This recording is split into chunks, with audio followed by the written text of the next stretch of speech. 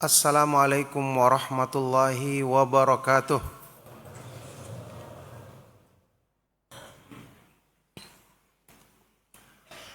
Innal hamdalillah nahmaduhu wa nasta'inuhu wa nastaghfiruh wa na'udzu billahi min syururi anfusina wa min sayyiati a'malina. May yahdihillahu fala mudhillalah wa may yudlil fala hadiyalah. Wa asyhadu an la ilaha illallah wahdahu la syarika lah wa asyhadu anna Muhammadan abduhu wa rasuluh. Ya ayyuhalladzina amanu taqullaha haqqa tuqatih wa la tamutunna illa wa antum muslimun. Ya ayyuhan nasu taqu rabbakumul ladzi khalaqakum min nafsin wahidah wa khalaqa minha zawjaha wa batha minhuma rijalan katsiran wa nisaa wattaqullaha alladzi tasaaluna bihi wal arham innallaha kana 'alaikum raqiba. Ya ayyuhalladzina amanu taqullaha wa qulu qawlan sadida yuslih lakum a'malakum wa yaghfir lakum dhunubakum wa may yuti'illaha wa rasulahu faqad faza fawzan 'azima. Amma ba'du fa inna asdaqal hadits kitabullah wa khairal hadi hadi Muhammadin sallallahu alaihi wa alihi wasallam wa syarrul umuri muhdatsatuha wa kullu muhdatsatin bid'ah wa kullu bid'atin dhalalah wa kullu dhalalatin finnar wa ba'du.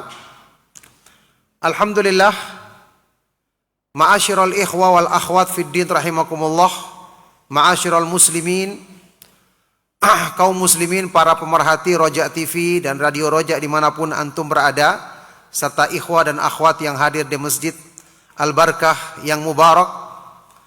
Alhamdulillah, kita bersyukur kepada Allah Subhanahu wa taala yang mempertemukan kita kembali di malam hari ini di majelis ilmu yang mulia, di masjid yang agung ini, di dalam rangka mengadakan kembali majelis ilmu yang mulia untuk mengkaji prinsip-prinsip dasar pemahaman ahlu sunnah wal jamaah dengan membaca kitab kecil yang sangat bermanfaat, Minhajul Firqatin Najiyati wa Ta'ifatil Mansurah, metode beragama golongan yang selamat dan selalu mendapatkan pertolongan dari Allah Subhanahu wa taala, buah karya dari guru kita Syekh Muhammad bin Jamil Zainu rahimahullahu taala.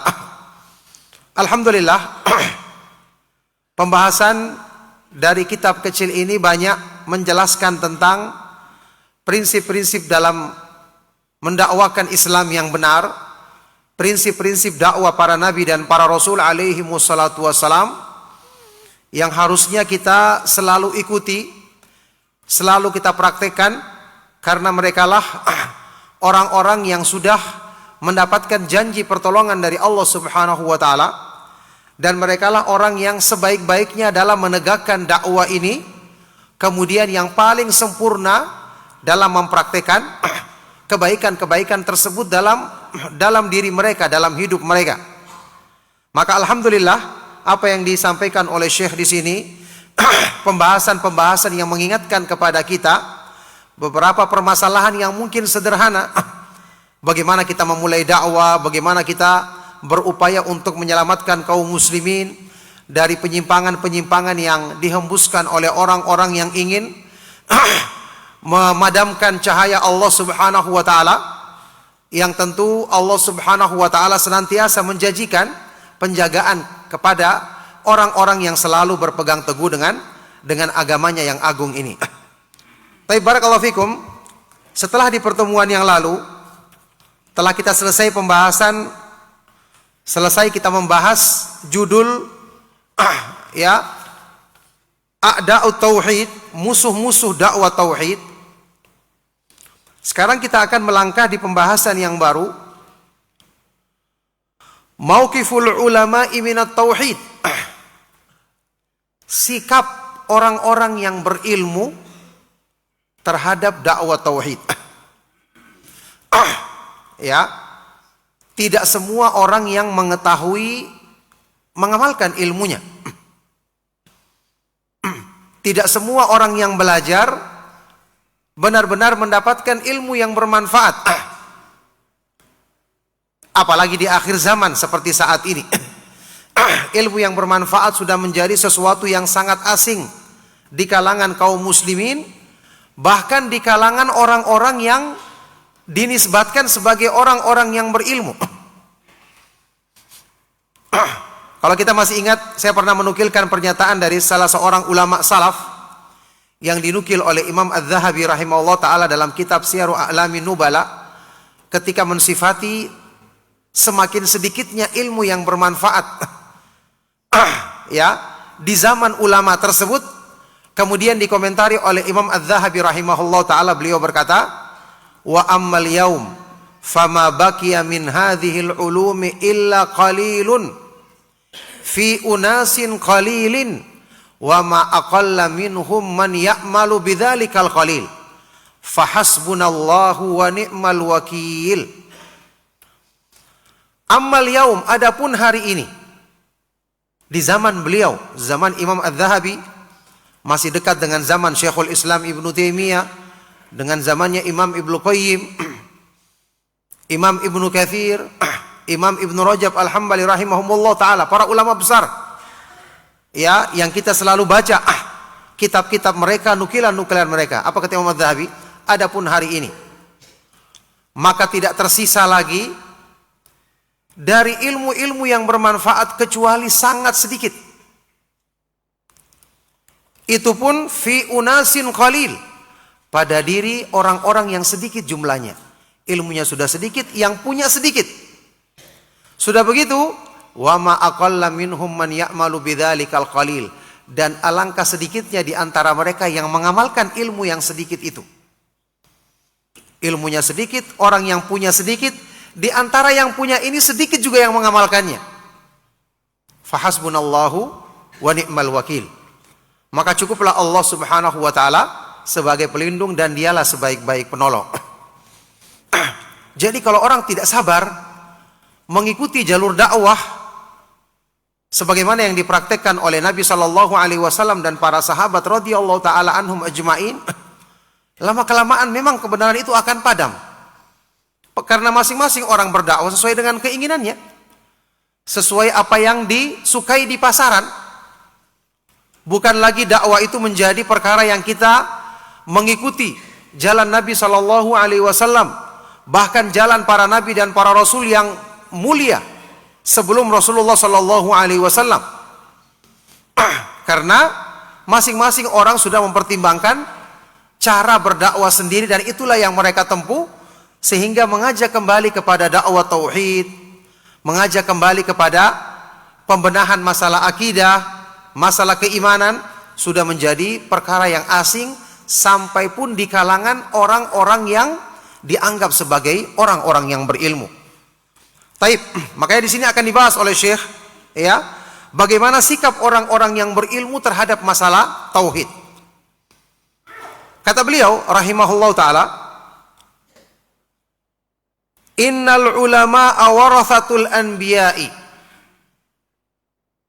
wa awwalu ma da'a ilaihil anbiya'u alaihimus salatu wassalam huwa tauhidul ladzi dzakarahu Allahu biqaulihi. Sesungguhnya para ulama adalah pewaris para nabi. Ini pujian. Mereka harusnya merasa bangga dengan mewarisi kemuliaan para nabi dan para rasul alaihi wassalatu wassalam. Yang juga tentu mengandung makna mereka harus mewarisi sikap para nabi, cara berdakwah para nabi dan para rasul alaihi wassalatu wassalam. Ya, sesungguhnya para ulama adalah pewaris para nabi. Kita tahu ini disebutkan dalam hadis yang sahih, yang tidak asing bagi kita. Dan yang pertama kali diserukan oleh para nabi dan para rasul alaihi wassalatu wassalam adalah dakwah kepada tauhid. Ini pun sudah kita nukilkan beberapa kali dalilnya, yang Allah sebutkan dalam firman-Nya di surat An-Nahl. A'udzu billahi minasyaitonir rajim. Wa laqad ba'atsna fi kulli ummatir rasulan an i'budullaha wajtanibut taghut. Sungguh kami telah mengutus kepada setiap umat seorang rasul untuk menyerukan kepada umatnya, beribadahlah kalian kepada Allah semata-mata dan jauhilah segala sesuatu yang disembah selain Allah. Sungguh para nabi dan para rasul alaihi wassalatu wassalam adalah hamba-hamba Allah yang terbaik, dai-dai yang terbaik. Bersamaan dengan berbedanya karakter umat yang mereka diutus kepadanya, tapi tetap seruan dakwah mereka satu. Karena inilah dakwah yang paling dicintai oleh Allah Subhanahu wa taala, yang diridhoinya, dan inilah sebab utama pertolongan dari Allah Subhanahu wa taala, dan inilah yang menjadi tolak ukur keberhasilan dakwah para nabi dan para rasul ketika mereka menegakkan tauhid dengan sebaik-baiknya. Wa taghutu huwa kullu ma ubida min dunillahi biridhahu. Ya, dan yang namanya taghut itu adalah segala sesuatu atau semua yang dijadikan sembahan selain Allah dalam keadaan sesuatu itu ridho. Ya, orang yang dijadikan sembahan selain Allah, diikuti semua perintahnya meskipun menyelisih perintah Allah, ini namanya taghut. Kalau dia ridho. Adapun yang disembah selain Allah tapi dia memperingatkan umatnya agar tidak menyembahnya, maka ini bukan taghut namanya tentu saja. Jadi harus dengan keridhoannya, dia sendiri yang menginginkan dijadikan sembahan selain Allah. Naudzubillahi min dzalik. Walidzalika yajibu 'alal ulama'i an yabda'u bima bada'at bihi ar-rusul sallallahu alaihi wasallam. Oleh karena itu wajib bagi para ulama untuk memulai dakwah dengan apa yang dimulai oleh para nabi dan para rasul alaihi wassalatu wassalam. Sebagaimana Rasulullah sallallahu alaihi wasallam dalam hadis yang sahih tentang berhaji, ketika akan sa'i antara Safa dan Marwah, nabda'u bima bada Allahu bihi, kita memulai dengan apa yang Allah mulai dengannya. Ya, ini memulai tawaf dimulai di Safa, maka kita memulai dengan apa yang Allah mulai, yang Allah perintahkan, yaitu dakwah tauhid. Ya, dan di sini ikhwan dan akhwat fiddin rahimakumullah, satu cara memandang yang harus kita luruskan, dan ini mungkin orang tahu tapi kadang-kadang dia lalai untuk berpegang teguh dengan prinsip ini, bahwa berdakwah itu disebut dengan dakwah ilallah, ya, mengajak manusia ke jalan Allah sesuai dengan namanya. Dakwah itu harus ikhlas, kemudian yang diutamakan adalah mengajak untuk mentauhidkan Allah. Nah, ketika kita melaksanakan ibadah seperti ini, ibadah dalam hal ini berdakwah, sejauh mana kita menegakkan tujuan dakwah yang benar ini, itulah ukuran bahwa kita sukses dalam berdakwah. Ukuran bahwa kita sukses dalam berdakwah. Ya, sama dengan kita melaksanakan sholat atau kita melaksanakan ibadah yang lainnya. Kalau kita sudah berusaha untuk mengamalkan sholat sebagaimana yang dicontohkan di dalam sunnah Rasulullah Sallallahu Alaihi Wasallam yang bersabda, "Sallu kama ra'aitumuni usolli." Salatlah kalian sebagaimana kalian melihat aku sholat. Kita sudah berusaha untuk mengikhlaskan, merenungkan ayat-ayat yang kita baca, zikir ataupun doa dalam sholat kita. Ternyata dalam sholat kita masih ada gangguan syaitan, bisikan-bisikan syaitan.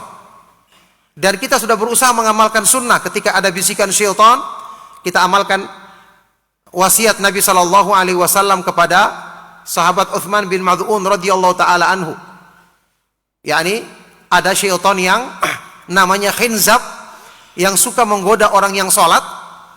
Kita berlindung kepada Allah, kemudian menghembus di sisi kiri kita 3 kali.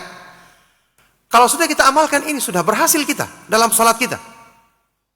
Ya, masih ada gangguan syaitan. Memang syaitan kerjaannya tidak akan membiarkan orang yang khusyuk dalam sholatnya. Artinya dalam hal ini, keberhasilan kita itu jangan kita ukur dengan keinginan diri kita sendiri. Ya, dalam berdakwah ukurannya bukan pengikut yang banyak. Sudah pernah kita sebutkan, para nabi dan para rasul saja ada yang tidak punya pengikut sama sekali. kata Nabi sallallahu alaihi wasallam, wa ra'aitun nabiyya wa ma'ahu rajulun wa rajulan wa ra'aitun nabiyya wa laisa ma'ahu ahad. Aku melihat seorang nabi yang bersamanya ada pengikutnya satu orang atau dua orang.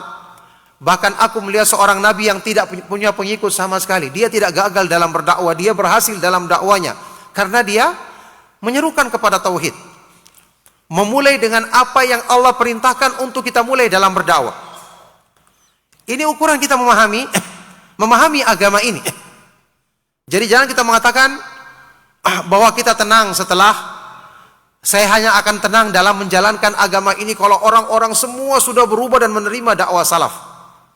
Tentu ini kita harapkan, tapi kenyataannya itu sesuatu hal yang bisa dikatakan tidak akan terjadi. Karena Islam akan kembali asing di akhir zaman. Berarti perjuangan kita untuk mendakwakan Islam yang benar, mendakwakan tauhid, akan semakin banyak penentangnya, iya kan? Jangan kita berharap semua orang akan langsung menerima. Jangankan satu negeri, mungkin satu kampung saja susah kita harapkan seperti itu. Tapi di sini bukan berarti dalam perjalanan kita ternyata kita belum wujudkan hal tersebut, atau taruhlah sebagian besar orang di kampung kita menerima dakwah tauhid. Meskipun itu yang kita harapkan, ini belum terwujud, kita tidak gagal dalam berdakwah. Selama kita tetap meniti jalan Allah yang lurus. Selama kita tetap bersabar di atas sunnah. Isbir nafsaka ala sunnah. Sabarkanlah dirimu di atas sunnah. Ini namanya keberhasilan dalam berdakwah.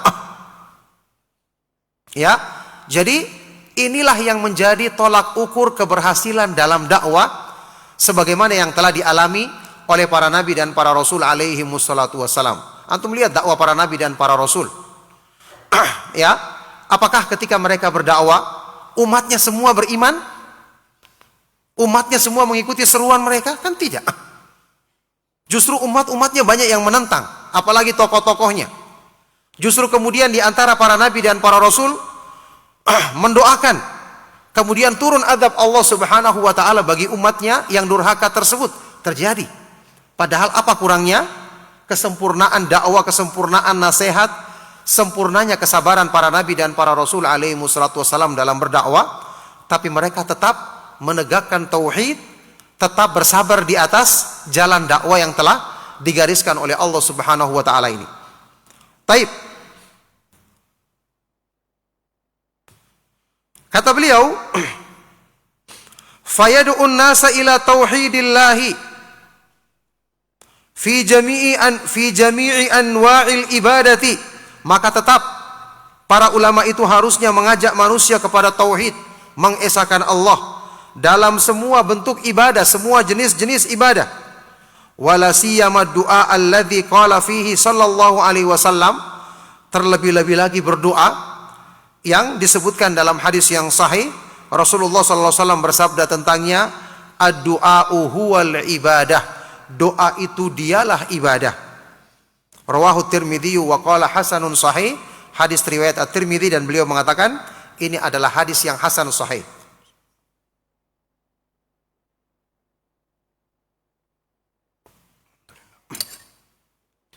Kesyirikan yang paling banyak terjadi adalah dalam hal meminta, menyeru kepada selain Allah. Ini yang paling banyak dibantah dalam Al-Quran, dan kenyataannya paling banyak terjadi di umat ini, kecuali orang-orang yang dijaga oleh Allah Subhanahu wa ta'ala. Dan kesyirikan ini nyata-nyata disebutkan secara terang-terangan di media sosial, di tontonan kita, di negeri-negeri yang menisbatkan diri kepada Islam. Ya tentu kita berdoa semoga Allah Subhanahu wa ta'ala membukakan hati kaum muslimin untuk kembali kepada tauhid yang benar. Tapi ini kenyataan yang terjadi, yang menunjukkan memang dakwah para nabi dan para rasul alaihi wassalatu wassalam adalah dakwah yang selalu tepat dan sesuai diterapkan di setiap waktu, di setiap tempat, dan di semua keadaan. Baik, kata Syekh di sini, wa aktsarul muslimin al-yaum waqa'u fi syirki wa du'a'i ghairillah. Dan kebanyakan kaum muslimin hari ini ya terjerumus ke dalam perbuatan syirik, berdoa kepada selain Allah. Ingat, kalau di zaman Para ulama salaf dulu perbuatan syirik terjadi bahkan di zaman sebelum diutusnya Rasulullah sallallahu alaihi wasallam. Terjadi kesyirikan. Apalagi di akhir zaman yang semakin jauh dari masa kenabian. Sudah pernah kita sebutkan di awal-awal pembahasan kitab kita ketika Syekh menukilkan hadis Rasulullah sallallahu alaihi wasallam yang sahih ya dalam Sunan Abi Daud dan yang lainnya dinyatakan sahih juga oleh Syekh Al-Albani rahimahullah taala. Rasulullah sallallahu alaihi wasallam bersabda, "La taqumu sa'atu hatta taltahiqa qabailu min ummati bil musyrikina wa hatta ta'budu qabailu min ummatil authan." Tidak akan terjadi hari kiamat sampai beberapa suku-suku dari umatku, beberapa perkampungan-perkampungan dari umatku bergabung dengan orang-orang musyrik, dan sampai beberapa suku atau perkampungan dari umatku menyembah berhala-berhala. Ini Nabi SAW sabdakan demikian. Berarti semakin jauh masa, semakin dekat dengan hari kiamat, jelas keburukan semakin tersebar. Apalagi keburukan syirik, penyimpangan dari tauhid.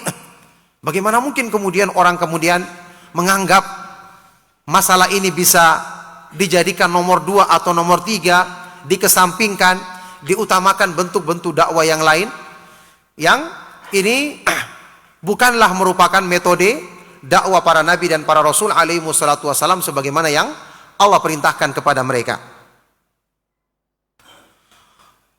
Jadi kata beliau, wa aktsarul muslimin al-yauma waqa'u fi syirki wa du'a'i ghairillah, dan kebanyakan kaum muslimin hari ini terjerumus ke dalam perbuatan syirik dan berdoa kepada selain Allah. Wa huwa sababu syiqaihim wa syiqail umamis sabiqatil ladzina ahlakahumullahu bisababi du'aihim li auliyaihim min dunillah. Yang ini merupakan sebab kebinasaan mereka, kerusakan mereka, sebagaimana binasanya umat-umat yang terdahulu yang Allah binasakan mereka dengan sebab perbuatan syirik. Mereka berdoa kepada orang-orang yang mereka anggap wali, berdoa kepada selain Allah Subhanahu wa taala. Kalau kita semua sepakat mengatakan kemaksiatan itu adalah sebab utama turunnya bencana, ya, wa ma asabakum mim musibatin fabima kasabat aydikum wa ya'fu an katsir. Maka musibah apa saja yang menimpa kamu itu akibat dari dosa-dosa yang kamu lakukan sendiri, dan Allah maafkan kebanyakan dari dosa-dosamu. Maka apa dosa yang paling besar kalau bukan perbuatan syirik? Berarti musibah yang paling besar yang terjadi pada umat ini adalah yang membinasakan umat ini dan umat-umat sebelum kita adalah karena perbuatan syirik, karena mereka selalu meminta kepada selain Allah Subhanahu wa taala. Inilah dosa yang paling dimurkai oleh Allah Subhanahu wa taala. Ya. Ingat pernyataan dari Imam Abul Ali rahimahullah taala, "Man asallaha fil ardi faqad afsada fiha li'anna salahas samawati wal ardi bitta'ah." Barang siapa yang berbuat maksiat di muka bumi, berarti dialah yang menimbulkan bencana di muka bumi, menyebabkan terjadinya bencana di muka bumi, karena kebaikan bagi langit dan bumi adalah dengan taat kepada Allah Subhanahu wa taala. Jadi ini sebab kerusakan yang paling besar. Termasuk sebab yang menimpa keadaan kita saat ini. Mungkin permasalahan ekonomi, permasalahan kekacauan di sini, ketidakamanan dan seterusnya. Ini musibah, ini maksiat. Pasti sebabnya ini adalah musibah, pasti sebabnya adalah perbuatan maksiat.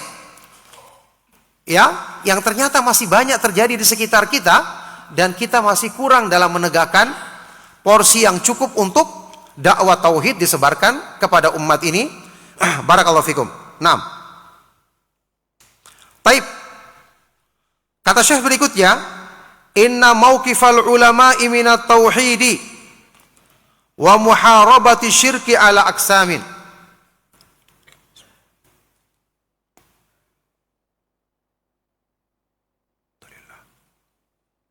Sesungguhnya mauqif atau sikap para ulama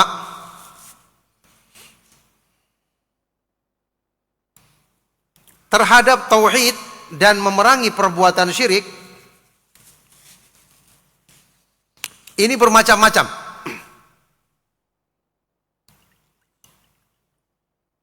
Jadi tidak semua orang yang berilmu mau bersabar menegakkan dakwah ini. Ya.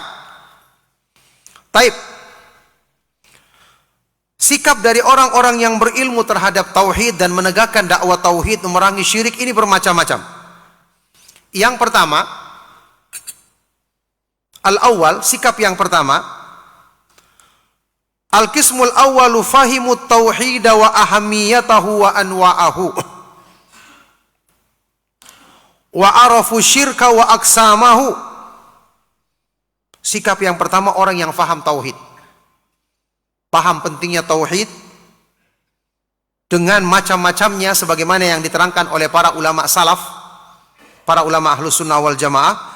Mereka mengetahui syirik dengan berbagai macamnya, tahu keburukan-keburukannya.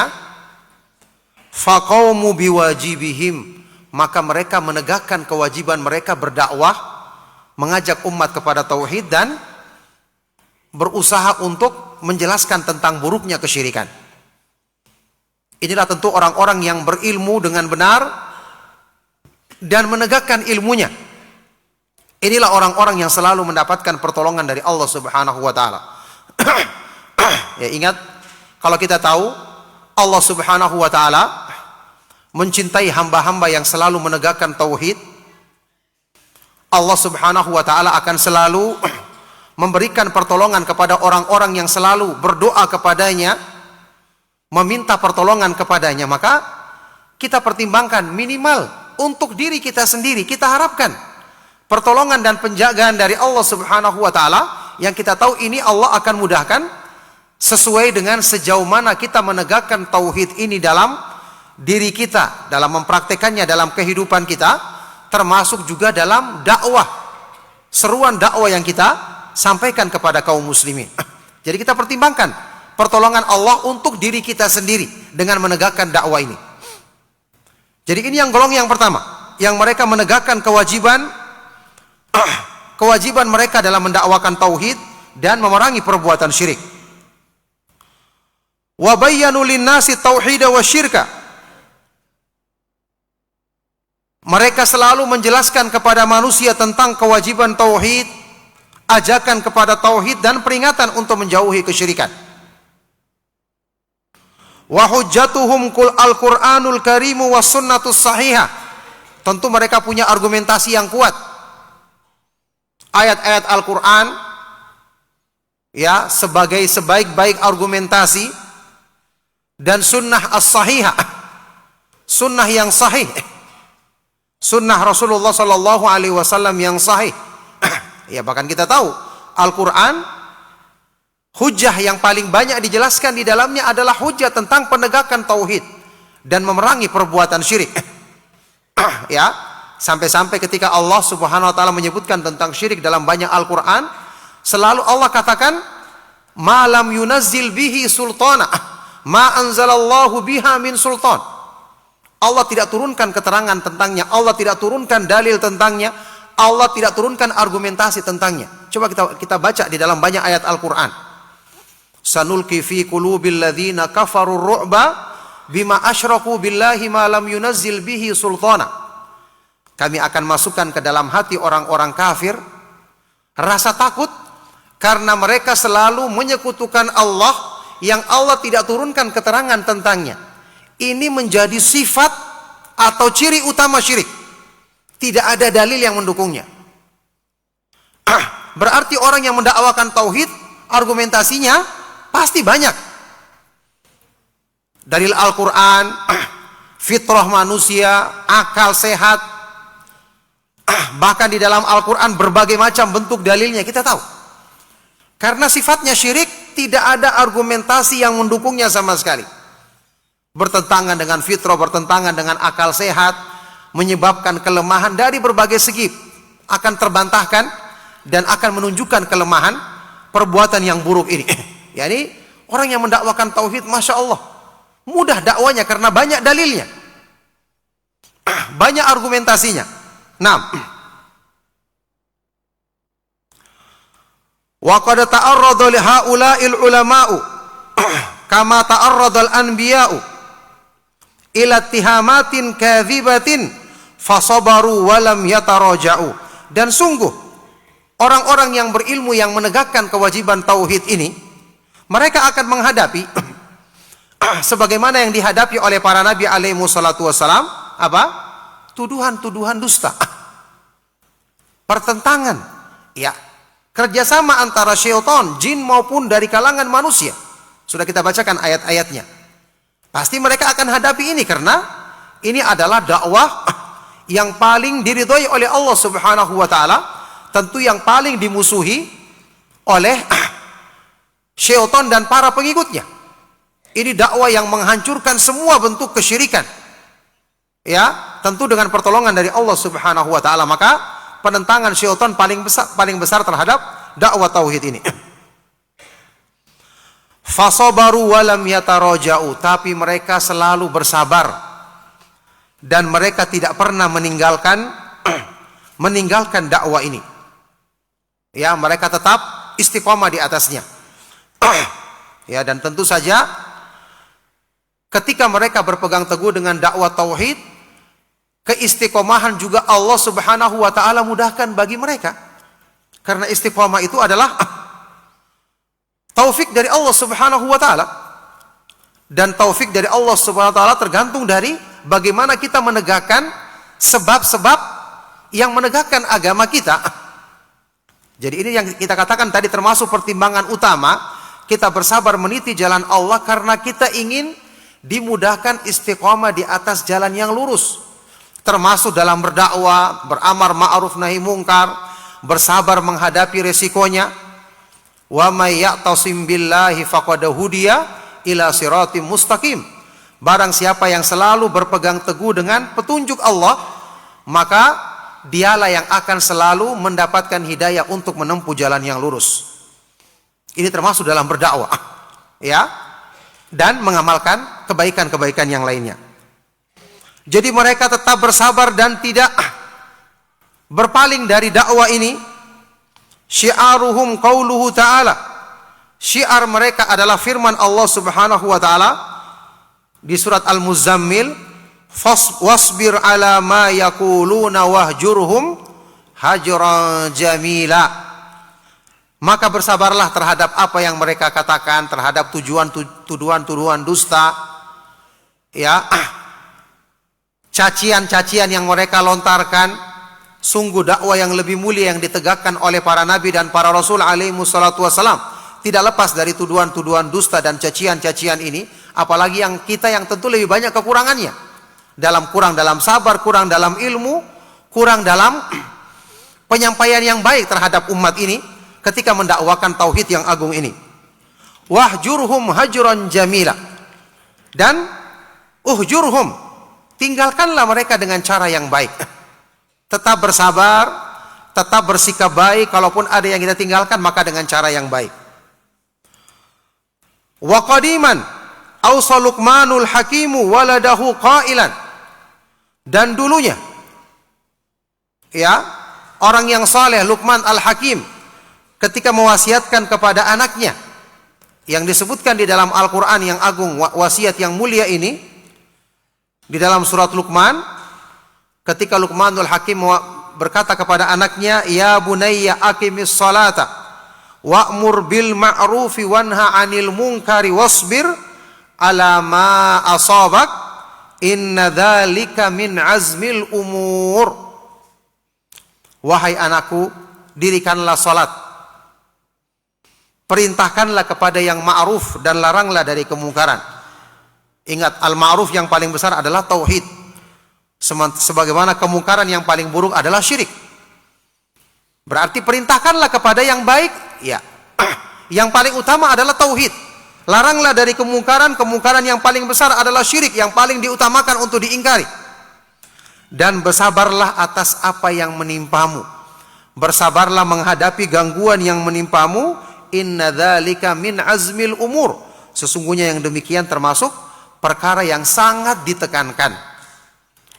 Jadi resiko dalam berdakwah, beramar ma'ruf nahi mungkar akan menghadapi hal-hal yang tidak menyenangkan menghadapi resiko yang ya berupa tadi cacian atau tuduhan-tuduhan dusta dari orang-orang yang menentang dakwah yang agung ini. Baik.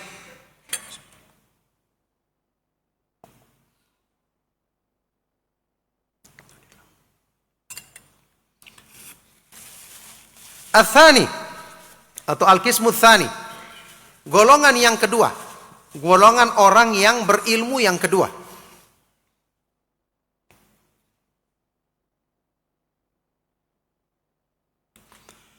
Minal ulama'i ahmalu ad-da'wata ila tauhidil ladzi huwa asasul Islam.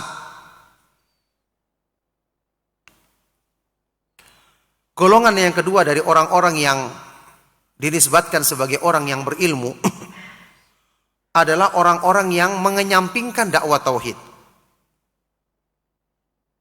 Mereka sudah mengetahui keutamaannya, tapi mereka mengenyampingkan seruan mengajak manusia kepada tauhid yang merupakan landasan utama Islam. Farahu yad'una an-nasa ila salati wal hukmi wal jihad. Maka mereka justru lebih mengutamakan menyeru manusia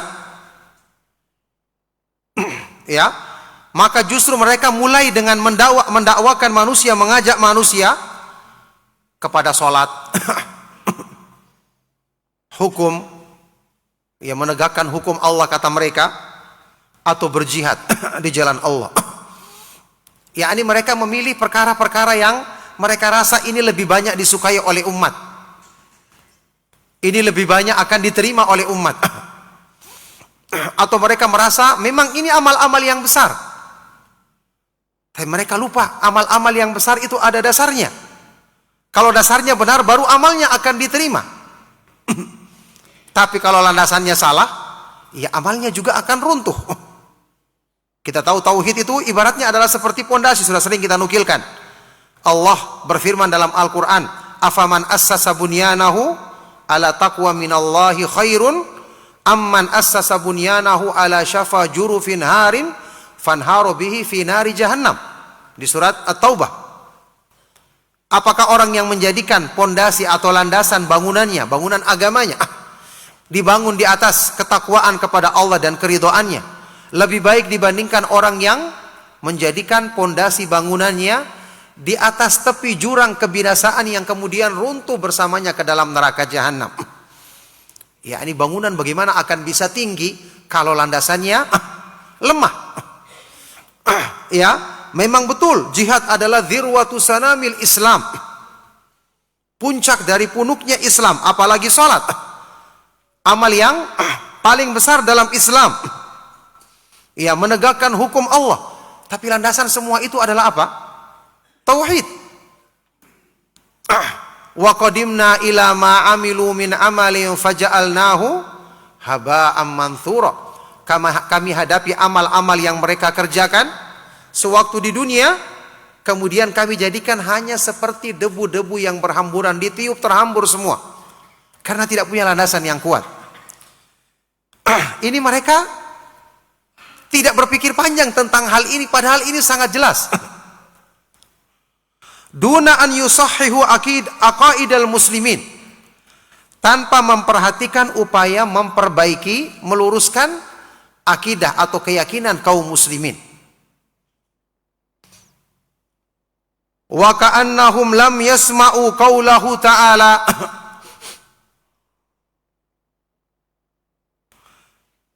Dan seolah-olah mereka itu belum pernah mendengarkan firman Allah Subhanahu wa taala di surat Al-An'am, walau asyraku lahabita anhum ma kanu ya'malun.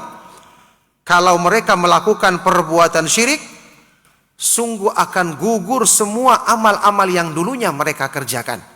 Yani apa gunanya amal-amal yang besar tersebut? Kita suruh mereka semangat melakukannya, menegakkannya. Ternyata keikhlasannya lemah. Ternyata perbuatan syirik menjadikan gugur amal-amal mereka semua. La in asyrakta la yahbatanna amaluka wa la takunanna minal khasirin. Walaqad uhiya ilaika wa ilal ladzina min qablika la in asyrakta la yahbatanna amaluka wa la takunanna minal khasirin. Sungguh telah diwahyukan kepadamu wahai Rasulullah dan kepada nabi-nabi sebelummu, kalau kamu melakukan perbuatan syirik, maka sungguh akan binasa, gugur semua amal-amalmu, dan sungguh-sungguh kamu akan termasuk orang-orang yang merugi. Jadi bagaimana kita mengajak mereka kepada amal-amal ini kalau tidak diperbaiki dasarnya? Ya, di ayat lain di dalam surat Al-Maidah Allah berfirman, "Wa may yakfur bil imani faqad habita amaluhu wa huwa fil akhirati minal khasirin." Barang siapa yang mengingkari keimanan, yakni akidahnya tidak benar, maka sungguh akan gugur amal-amalnya dan di akhirat dia termasuk orang-orang yang merugi. Ayat-ayat ini kan jelas dan mereka tahu ayat-ayat ini. Begitu pentingnya nilai dasar agama. Percuma kita akan ajak mereka kepada amal-amal tadi, meskipun amal yang besar, kalau landasan amalnya belum diperkuat dan belum dijadikan kokoh. Taib. Walau qaddamu tauhida qabla ghairihi kama fa'alatir rusulu alaihimus salatu wassalam lanajahat da'watuhum wa nasarahumullahu kama nasarar rusula wal anbiya'a alaihimus salatu wassalam. Seandainya mereka mau mendahulukan dakwah tauhid sebelum dakwah yang lain. Dan kita ingatkan di sini tentu bukan maksudnya dakwah tauhid kita dahulukan, maka tidak perlu kita jelaskan tentang keutamaan salat atau ibadah yang lain. Tidak perlu kita ajak mereka untuk kembali kepada hukum Allah atau menegakkan tauhid tentu dengan makna yang benar. Tidak mesti demikian. Ya, tapi maksudnya kita utamakan perbanyak seruan ajakan kepada tauhid, membenarkan akidah dan keimanan. Kemudian tetap kita ajarkan pengamalan kewajiban-kewajiban yang harus diamalkan dalam kehidupan sehari-hari, kayak sholat misalnya, kayak ibadah-ibadah yang lain disyariatkan dalam Islam. Itu maksudnya. Ya, tapi tetap yang dijadikan perhatian utama adalah ajakan kepada tauhid dan menjauhi perbuatan syirik. Taib. Jadi kalau mereka mendahulukan dakwah tauhid sebelum dakwah yang lain, maka pasti sebagaimana yang dilakukan oleh para rasul alaihi wassalatu wassalam, maka pasti mereka akan berhasil sukses dalam dakwanya dan pasti Allah turunkan pertolongan kepada mereka. Sebagaimana Allah telah menolong para rasul dan para nabi alaihi wassalatu wassalam.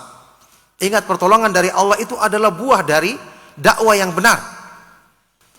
Keamanan, kekuasaan di muka bumi, keteguhan, ini adalah buah yang Allah berikan hasil dari orang yang menegakkan dakwah tauhid. Hasil dari orang yang menegakkan keimanan dan amalan soleh. Contoh seperti ayat yang dibawakan di sini sebagai dalil, firman Allah di surat An-Nur. Allah Subhanahu wa taala berfirman,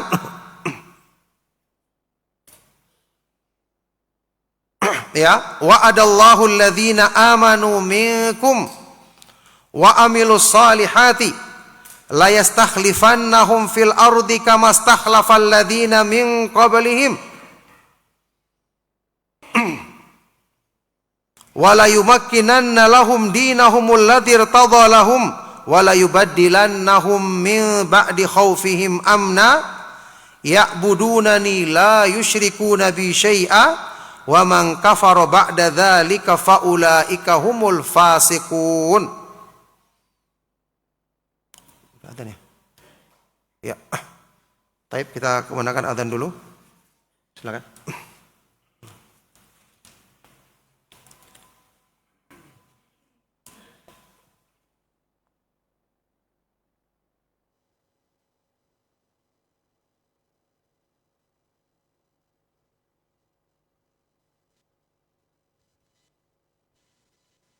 Ikhwatal Islam, untuk selanjutnya kita simak dikumandangkannya adzan untuk sholat Isya bagi daerah Jakarta dan sekitarnya. Allahu Akbar, Allahu Akbar, Allahu Akbar, Allah.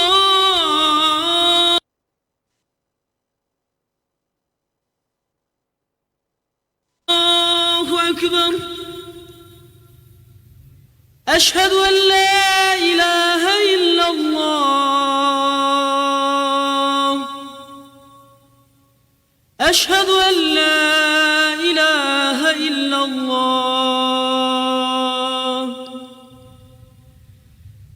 أشهد أن محمدا رسول الله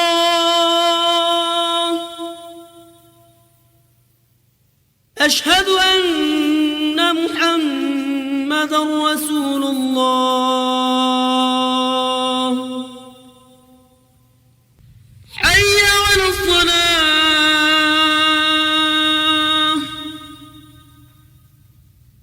حي على الصلاة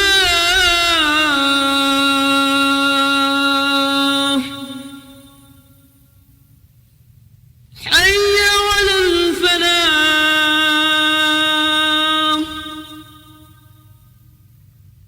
حي على الفلاح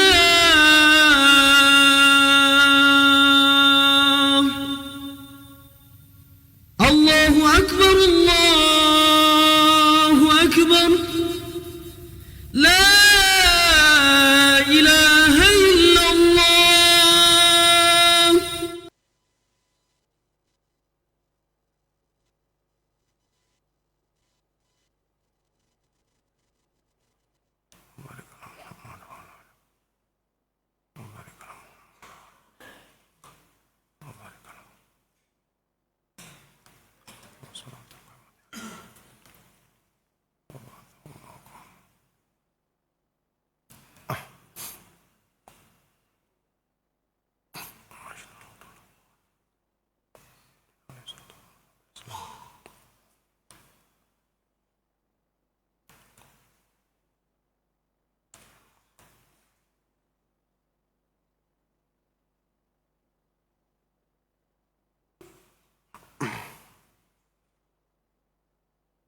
Baik, barakallahu fikum.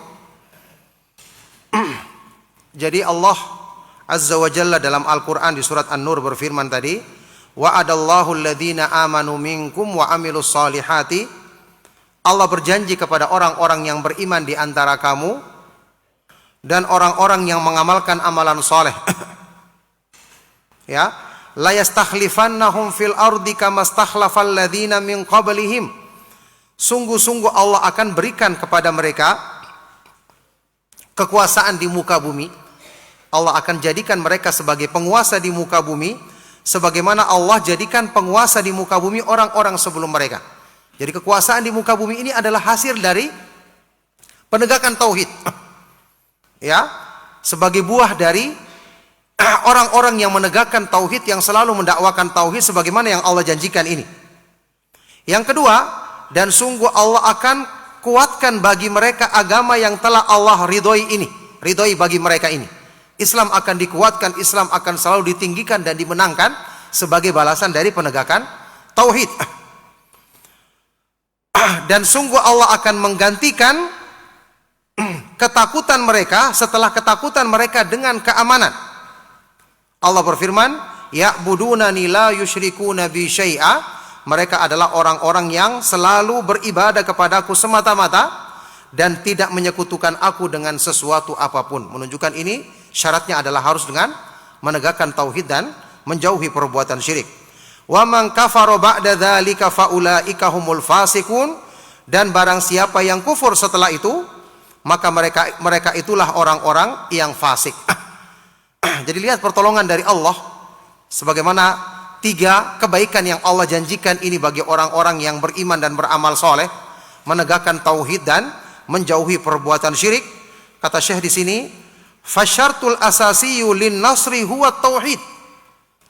Maka syarat utama untuk mendapatkan pertolongan dari Allah, janji kemenangan dari Allah adalah menegakkan tauhid. Ya, dan inilah orang-orang yang selalu berpegang teguh dengan agama Allah Subhanahu wa taala dalam semua keadaan mereka.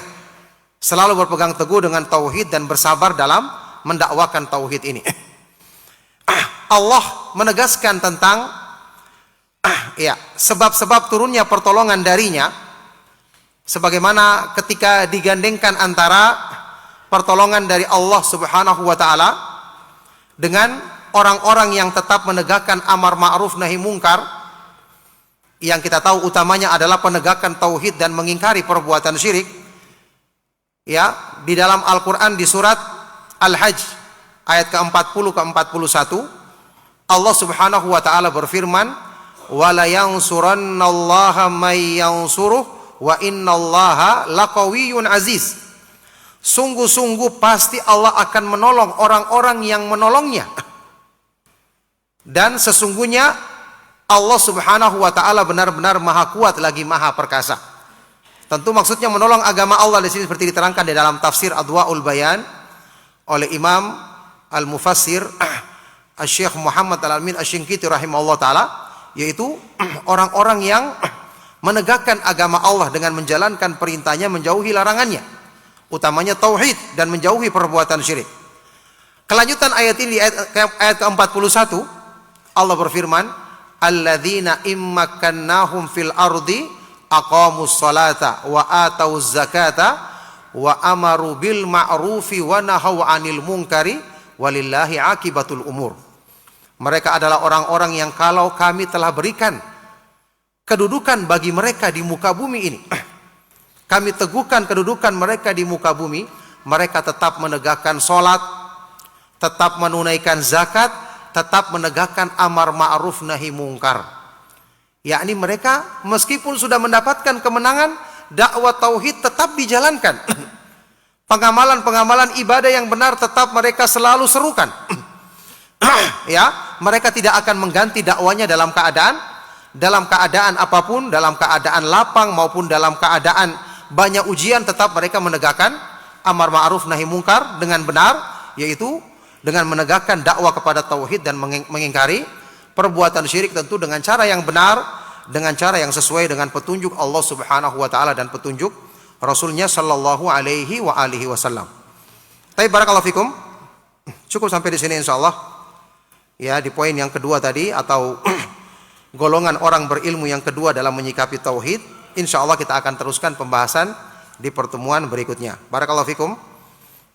Semoga apa yang kita bahas dan kita kaji di kesempatan kajian kita di malam hari ini bermanfaat dan menjadi sebab kita semakin kuat berpegang teguh dengan dakwah yang dicontohkan oleh para nabi dan para rasul alaihi wassalatu wassalam, senantiasa bersabar di atas dakwah tauhid dan mengingkari perbuatan syirik.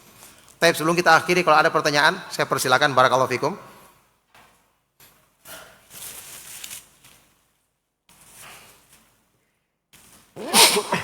Alhamdulillah. Oh ya.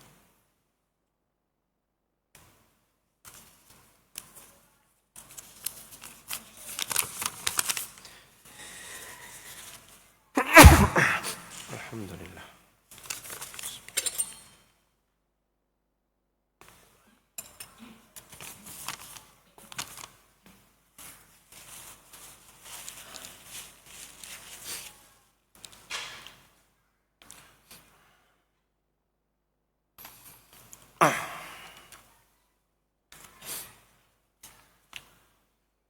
Izin bertanya, menikah itu membuka pintu rezeki dan menambah rezeki.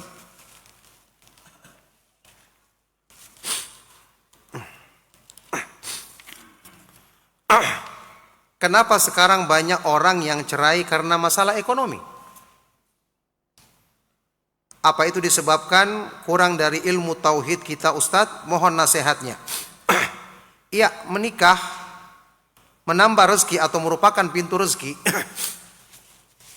tapi tidak dikatakan harus bertambah menjadi orang yang kaya, ya, karena bertambah di sini bisa artinya menjadi berkah rezekinya, dan kemudian jangan diartikan rezeki itu hanya uang atau materi duniawi saja. Rezeki yang paling utama, rezeki yang malah lebih utama adalah rezeki yang khusus, rezeki berupa keimanan, keberkahan, ya, istiqomah di atas agama, selalu menuntut ilmu. Kalau mereka tidak melakukan hal-hal yang seperti ini, maka mereka akan dijauhkan dari makna rezeki yang sesungguhnya. Ya, jadi lagi pula contoh yang dilakukan oleh manusia saat ini bukan menjadi ukuran untuk kita menghukumi dalil. Ya, apakah mereka ketika menikah benar-benar melaksanakan konsekuensi pernikahan, saling menasehati dalam kebaikan, bersabar, kemudian setelah menikah tetap menuntut ilmu, tetap bersemangat menegakkan agama, kan belum tentu. Ya, jadi kita harus ingat keutamaan dan janji Allah itu Allah turunkan kepada manusia sesuai dengan mereka, bagaimana mereka menegakkan agama.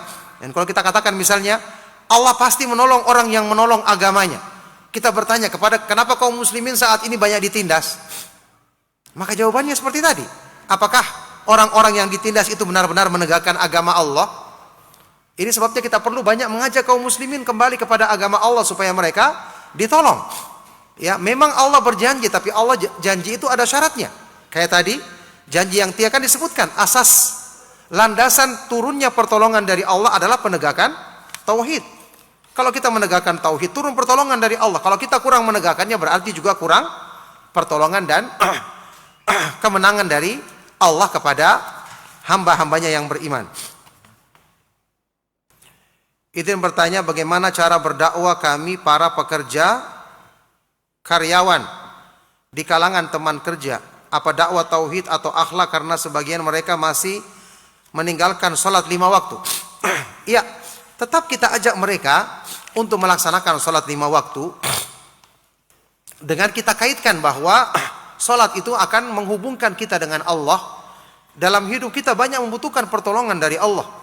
Kita butuh untuk pekerjaan kita bisa laksanakan dengan baik, kemudian kita dapatkan keberkahan dari gaji yang kita dapatkan, kemudian kita butuh penjagaan keluarga kita hubungkan semua dengan penjagaan Allah.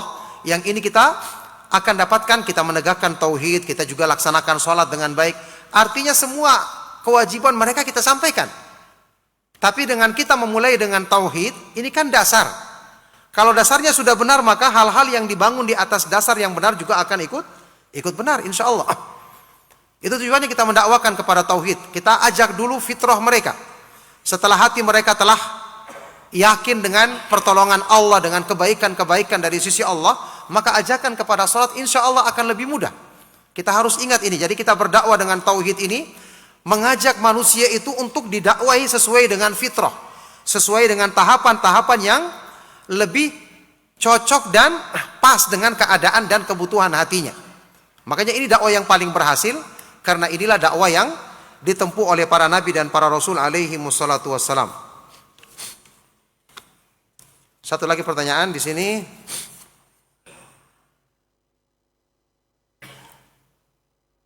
Apa benar Syekhul Islam menetapkan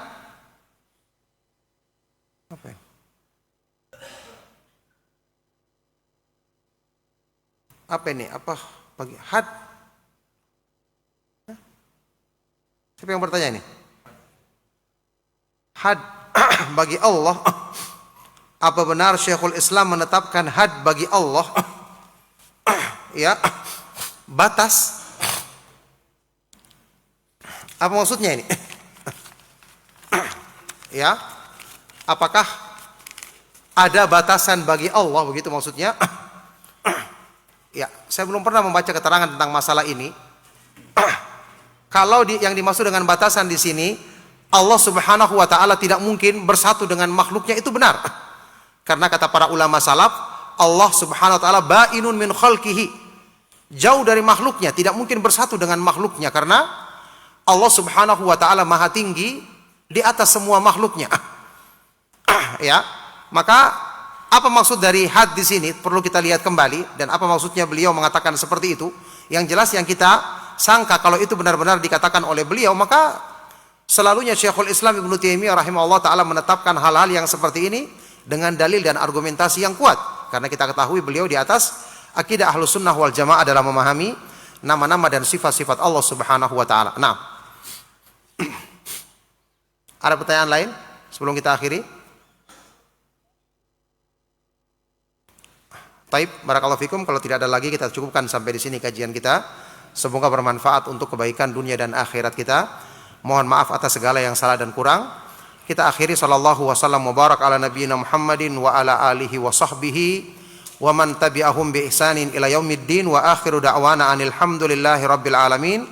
Subhanakallahumma wa bihamdika asyhadu an la ilaha illa anta astaghfiruka wa atubu ilaik. Wassalamualaikum warahmatullahi wabarakatuh.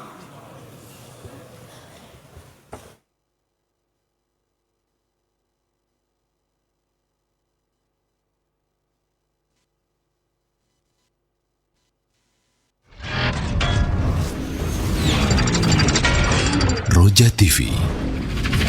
Demikianlah ikhwatal Islam, ma'azakumullah, para pemirsa dan pendengar Roja dimanapun Anda berada, kajian ilmiah yang telah kami hadirkan dan kami telah pancarluaskan dari Masjid Al-Barkah, Jalan Pahlawan, Kampung Tengah, Cilengsi. Mudah-mudahan menjadi ilmu yang bermanfaat untuk kita semua. Wassalamualaikum warahmatullahi wabarakatuh. Roja TV, saluran di Al-Quran dan kajian Islam. Para pemirsa Roja TV.